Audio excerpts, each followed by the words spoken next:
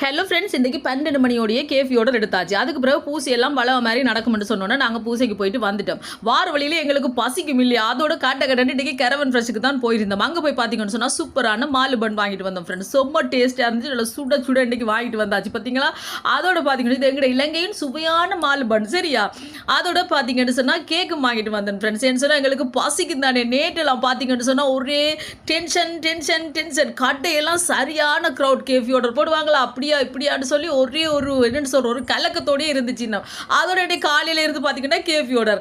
அதுக்கப்புறம் இப்போ தான் கடைகள் எல்லாம் கொஞ்சம் திறந்துருக்கா, எல்லாம் காஞ்சி போயிருந்த மாதிரி கேக் எல்லாம் வாங்கிட்டு வந்துட்டு பூச முடியும் காட்டன்னு சாப்பிட்டாச்சு. ஏடி இதோட சுட ஃப்ரெண்ட்ஸ் நல்ல ஒரு டீயும் போட்டு குடிக்க போகிறோம். அதுக்கப்புறம் எங்களுக்கு அப்படியே ஆஹா அப்படின்னு இருக்கும் தெரியுமா. எப்படி இருக்கு, ஆஹா அப்படி இருக்கு சொல்லுங்க.